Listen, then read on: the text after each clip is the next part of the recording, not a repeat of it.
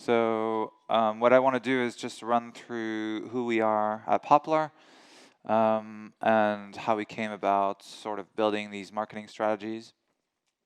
By the way, we just published a guide for marketing with AR, literally an hour ago. So it'll be on poplar.studio/AR guide. So if you want to download it for free, you can go to poplar.studio/AR guide. I'll put the link up later on. Great, so I'll get started. Yeah, I think I'm too far away. Sorry about that. So I'm the CEO of Poplar, David Ripert. I've launched a company about a year and a half ago. Before that, I used to be at, next slide actually, I used to be at YouTube for 6 years, so between 2012 and 2018, where I was building and running what we called YouTube Spaces. Essentially, there were creator studios for brands, media companies, influencers throughout Europe, Middle East, Africa. So I started building them in London, but also in Dubai and Berlin and Paris and a couple other countries. I was really to upskill video content creators and get them to collaborate with media companies and brands. But I also worked at Netflix and Dailymotion before that. I actually started in Hollywood about 17 years ago in the very traditional business of film and TV. So I've sort of seen the transformation from big feature films to online video, subscription, advertising-based.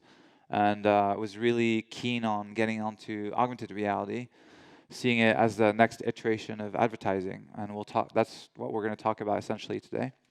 And my CTO, Laurie, who's around the venue today, is a AR developer and a product director. And we're backed by a few VCs, so we launched about a year and a half ago in London. So we provide AR campaigns on demand, simply, quickly, and affordably. We do that on poplar.studio, and we have about 1,000 creators that are registered on the platform to date from around the world. What we wanted to do with Poplar is really make it a lot more affordable and faster to create augmented reality. So thanks to that community of creators, we're able to produce augmented reality starting at around $30,000, which compared to what a lot of agencies and studios in the past have charged is very affordable, but also really quickly. So in a couple days to 2-3 weeks.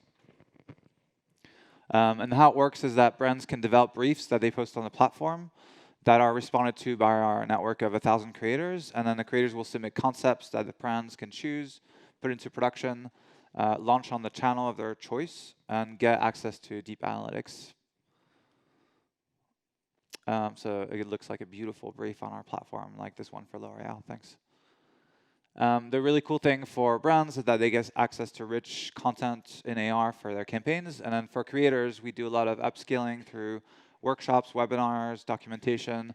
They also collaborate, which is something unique that I used to see in the video industry that I'm really keen on doing with AR. So a lot of 3D designers, there are 5 million of them around the world, don't have the skills necessarily to do development for AR because they don't know how to code. So they get to collaborate a lot with these developers, and then they split the revenue. Thanks. And we've worked with top brands in the past year in music and fashion, luxury, entertainment companies, gaming companies, consumer goods, food and beverage. And we're partners of a lot of platforms that you can deploy AR on, as well as big agencies. So that was my plug on Poplar. If you're interested, you can talk to us afterwards. I think probably you all know what AR is, so this is probably a venue where I don't need to do a lot of introduction. Obviously, AR is all about placing virtual content in a real-world environment, thanks to your mobile phone or glasses or other types of devices, versus VR, which is a completely virtual environment. Who's seen Hyper-Reality from Keiichi Matsuda? Wow, only a couple people. Very surprising. Alan, yeah. I highly recommend to watch this dystopian short film. I personally really enjoyed it. I think a lot of people will cringe and dread a little bit what the future might look like. But yeah, this is a really great illustration of what might happen in the near future and what a lot of companies here at AWE are talking about. So if you watch the short film, you'll see how he's just proposing the fact that we'll be walking around with AR headsets and getting all this information all around us. We'll be playing these games on the bus through augmented reality while chatting with our friends. We'll be walking around the supermarket and we'll get all this navigation on top of our headsets. We'll be directed to the recipe for coconut rice, and we'll see that there's a discount on the next aisle on the right side. And be walking around the streets and get reviews from restaurants popping up, or previews of what their food looks like. And if you're a tourist, you'll see all this historical information about buildings. I mean, it's like endless, the amount of data and content that will be existing around your world. And this is all happening thanks to the convergence of artificial intelligence, computer vision, 5G in the next year or so, as well as augmented reality. Because these headsets don't have the power necessarily to, or the hard drive, so it'll be connected to the AR cloud at all times. So 5G will enable to constantly download that data and project this content all around you. And it's going to affect every sector out there, as you'll see here at the conference, from healthcare to retail to manufacturing, education, transport, and entertainment. Already, there are 2,000 AR apps in existence today, 3.4 billion enabled devices by 2022, and 32 million AR headsets are projected to exist by 2023. And that's why all the top players are investing massively into augmented reality for various different reasons, from selling sexy hardware to connecting people all over the world in a virtual or augmented way to visual search. Thanks. So we're here to talk specifically about media and marketing. And we're seeing more and more of these face filters or augmented reality campaigns all over social media. And that's because AR is going to revolutionize media and marketing. First, we'll see a lot of engagement from augmented reality compared to display ads and video, as much as 75 seconds and 4 times longer. And also, we're seeing higher memory response rates from augmented reality. And that's why 9 out of 10 large advertisers are planning on using AR in their campaigns. This is from AR Insider Artillery. So they're projecting the market to be worth $16.9 billion just for consumer AR and AR advertising by 2023. Thanks. So what can AR do for a brand? So creating an immersive brand experience, achieving high engagement on social platforms with the right target audience, increasing followers, as we're seeing a movement of native creators now on Instagram and Facebook and Snapchat, generating millions of followers just by creating AR face filters. So it's quite an interesting phenomenon. So you also get brand ambassadors, because brands can literally have themselves being on people's faces, on users' faces. So it's really powerful. And you can experiment with formats that go viral. So we see a lot of those garnering a lot of press because it's quite new at the moment. And you can deploy these AR experiences on all of these devices and platforms. So starting with social platforms like Facebook, Instagram, Snapchat, TikTok, and so on. You can build your own branded, dedicated applications. But a growing trend also is through web AR, so using third-party SDKs like 8th Wall, Zapper, and others. And of course, AR glasses next few years. So what kind of formats can you do, especially with social networks? So the face filters, like the one I showed earlier, this is me with the YSL beautifying face filter, are really great ways to get users to carry the brand on their faces and share that with their community. You can do portals. These are quite complex to produce, but quite engaging for an audience. And I'll show you more examples and spend a bit more time on those. But these are basically a door or a virtual window that you project on a horizontal plane, and you can step through it with your phone and be in a completely virtual environment. Things like landmarkers, specifically on Snapchat. I think you have 13 around the world, so you can scan landmarks, buildings in big cities, and something will happen to them. So it's quite an engaging way of getting users, but they have to be in that specific location to activate the experience. And then product visualization for commerce is quite game-changing. This is an example from Louis Vuitton, where with markers or markerless, you can start deploying 3D models of products, whether it's cars or bags or mannequins or different things. It's a great way for your consumers to engage, even if they're at home and not in your retail store. And then you can also, in the store, engage them more with a shopping experience through a dedicated app or through WebAR. So things like what the ingredients are, or you can link to a video. This is a really easy thing you can do through AR. And then you can redirect to a mini site even if you're using WebAR. So a lot of growing use cases of AR in retail stores like Walmart and other big stores at the moment. And then a growing trend will be 3D advertising, which will be a game changer in the sense that we said earlier, AR is more engaging than display ads and potentially video. So you're already seeing Google at I/O announcing that they have Swirl and new Google 3D ad formats. Facebook is also working on their own ad formats within the Facebook feed. This is a great way, one, to use the 3D mode. So that's where you'll be able to click on a mobile advertisement and rotate an object just on a white background or other. But also you can switch to AR and place that object in a real world environment. If you've not tried out that on Google Chrome browser, I encourage you to go to Google Chrome and type panda or alligator or tiger, did you say? I think bear maybe. There's a couple of them. And you'll see in the search results, the normal Google search result, if you scroll down slightly, you'll see there's a mode there to do the 3D and AR version of that animal. And that gives you a preview of 3D AR search results, but potentially also for advertisements. So we'll see more and more of those coming out. Okay, so great. What approach should you take with AR? First thing you can do is inform your consumers by what we said before. If you're in a retail environment, maybe you want to provide ingredients or video that informs them about things. We've had clients who are augmenting reports, auditing reports, or other types of reports that can appear pretty boring. You can now do image trackers and image scanning to provide videos or infographics in 3D or different models on top of that report. So it's very informative. Visualize products with try-ons, as we said before, personalized by having consumers wear your own brand, and then gamifying. You can also do a lot of 3D AR games so that people will spend a lot of time with you and raise brand awareness. Oop. Oh, sorry. Yeah, if you want to click all the way through, sorry about that. Might take you a while.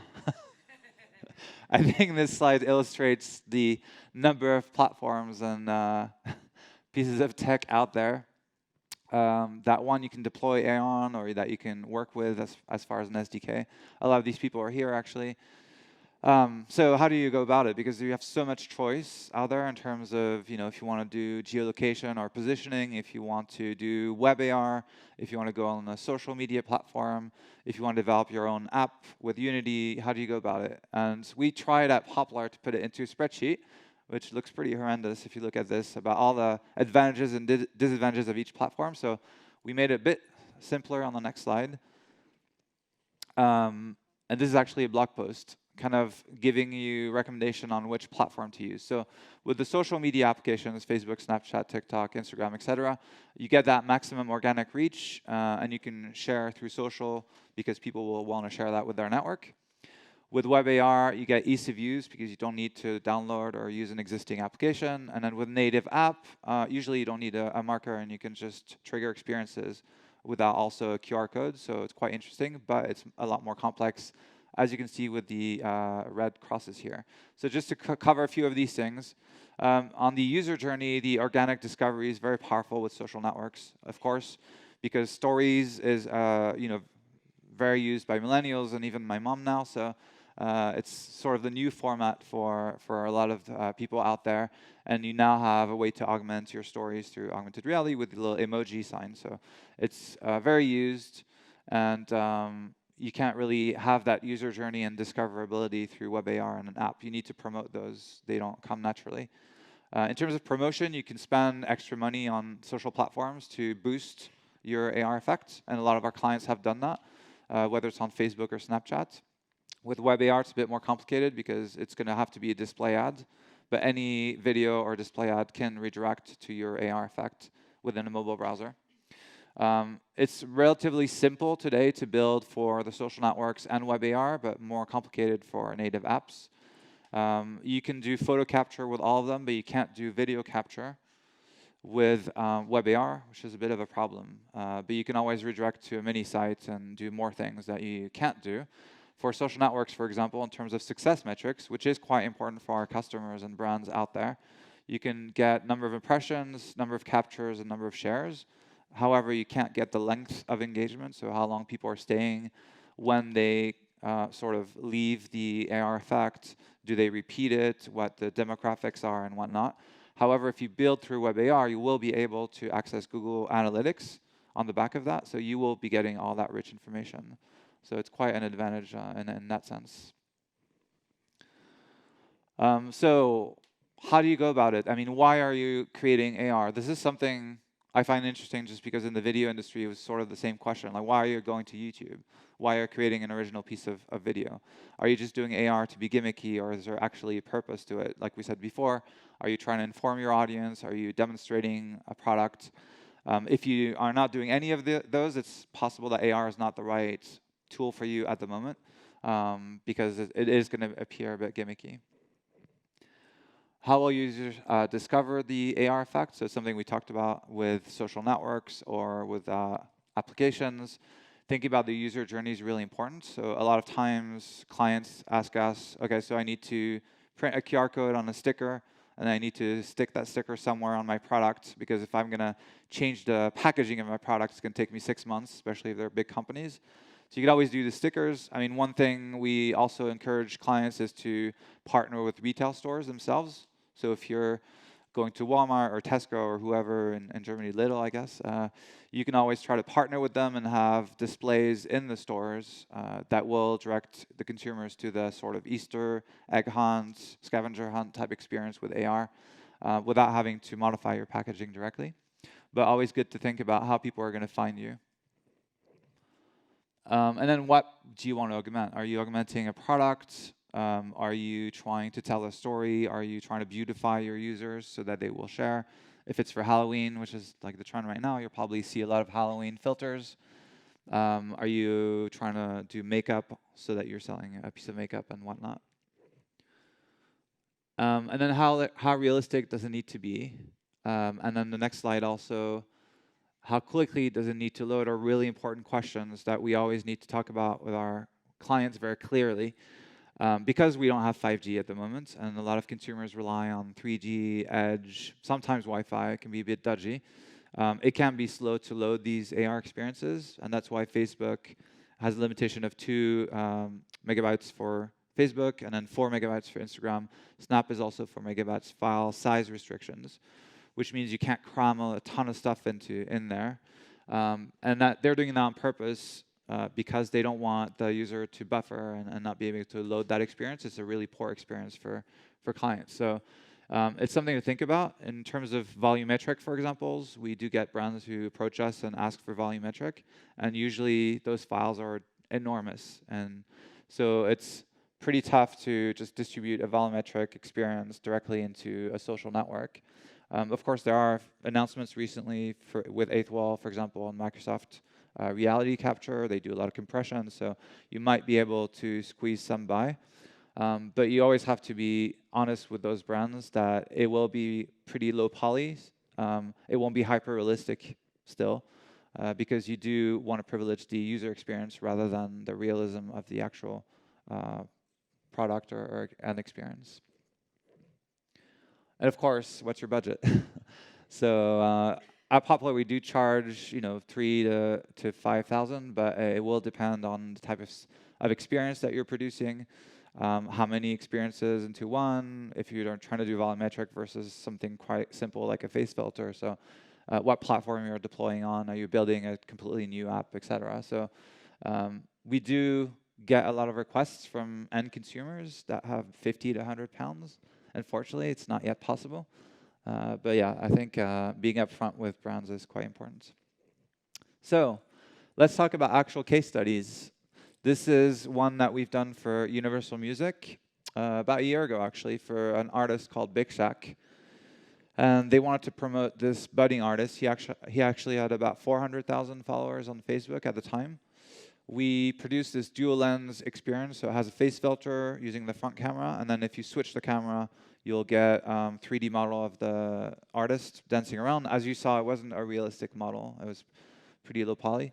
And that cost about $5,000 to produce. We put it up on the artist's Facebook page, and it generated 24 million organic impressions. So no paid media at all. So quite amazing results. So if you had to compare that to video, we talk always about CPMs, so cost per thousands. That equivalent of 24 million for 4 or 5,000 is about 20p. It's really, really low compared to what you could spend. You could spend $1 to $20 on CPMs typically with video if you're targeting advertisers on, consumers on YouTube. So quite a good one. I won't say that all the filters or lenses will achieve that amount of views. In this case, it was the perfect storm because it was attached to an artist who had a lot of followers. That's why we always encourage to try to get organic distribution through influencer marketing and other types of things. If you're a brand and have very low amount of followers, it's likely you'll need to boost that through media. This is me trying out a lens we did for Wargaming. It's actually a German company. Well, actually, I think they're from Eastern Europe, but they have an office here. They do World of Tanks and World of Warships Blitz. So this was also for Facebook. We were part of the Facebook AR Ads Alpha program, which means that this format was distributed directly in the Facebook feeds. So a great way to be discovered by consumers. Again, especially followers of that particular mobile game. And this was also a dual lens, but they decided to boost the effect through the Facebook AR ads, which is now open to all brands. I'm looking at someone here. Yes? Okay, he's working. Next slide.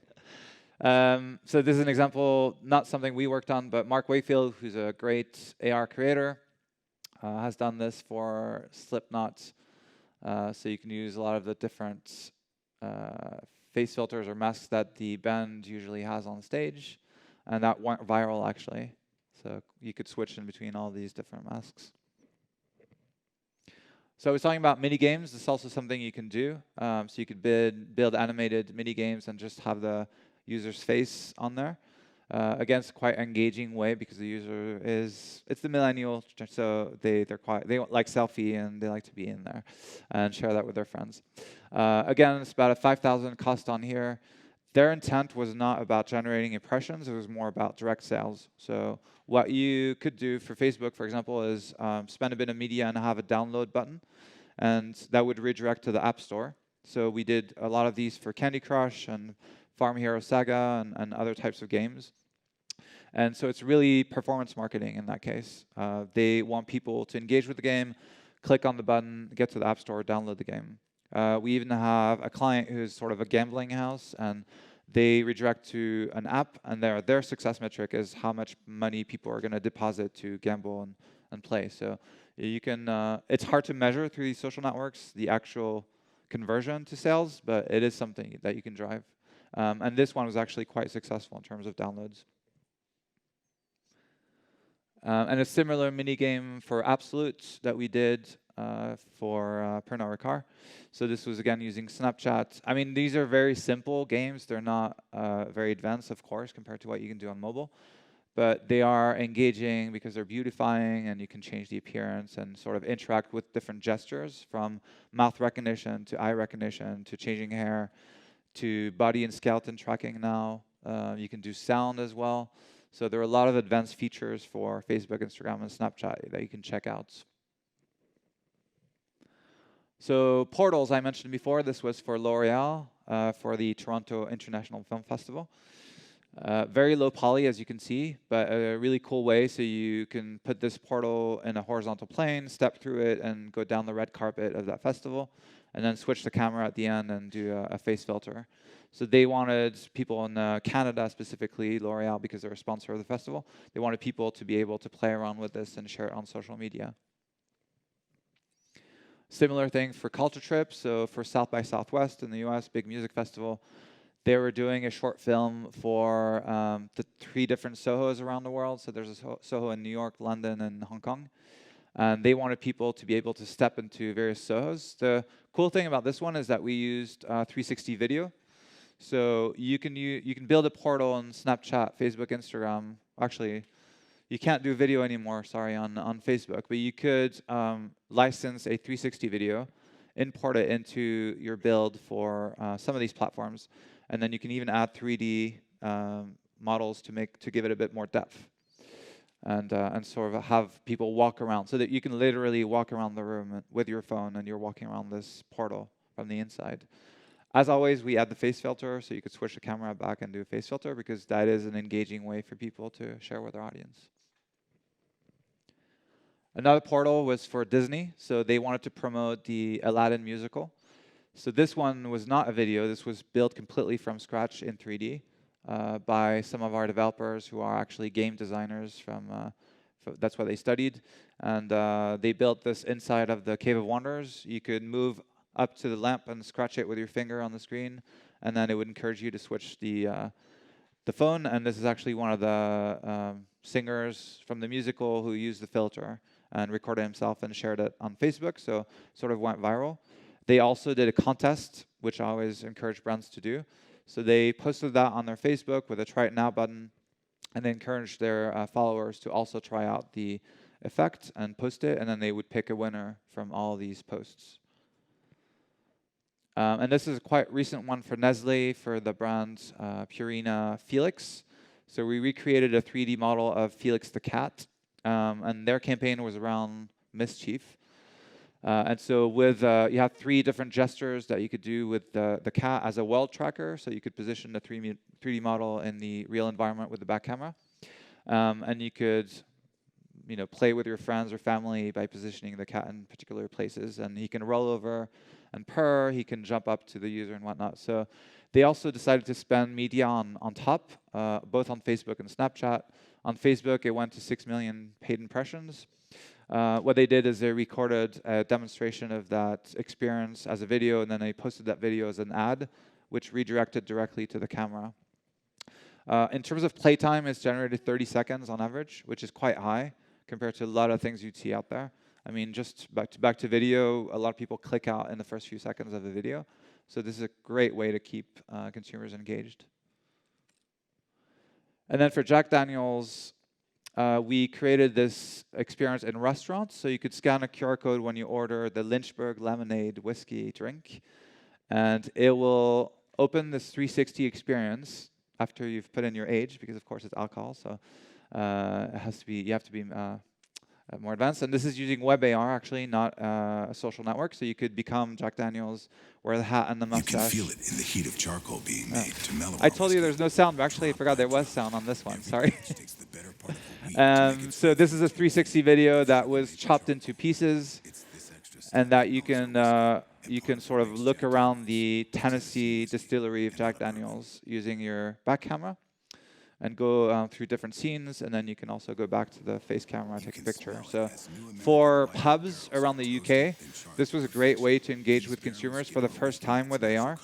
And on the menu, where you had all the different drinks, they had this promotion saying that if you order this Lynchburg lemonade, then you'll get this AR experience with the QR code. And again, because it's WebAR, you can redirect to mini sites afterwards. You can ask them for their emails. You can do a little contest, and you can get rich analytics of where people have actually activated this experience.